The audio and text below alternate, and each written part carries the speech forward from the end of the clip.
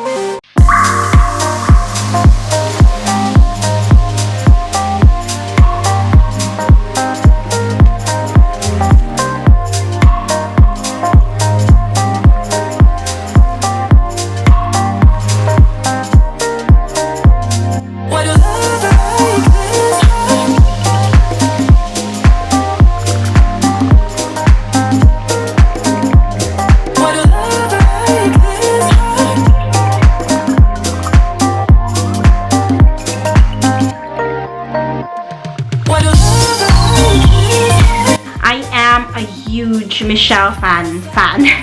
She's the OG, right? She's the OG of beauty and makeup here on YouTube, but she's actually the reason why I fell in love with makeup. I remember back in college, or I think I just graduated in college or was graduating, about to graduate.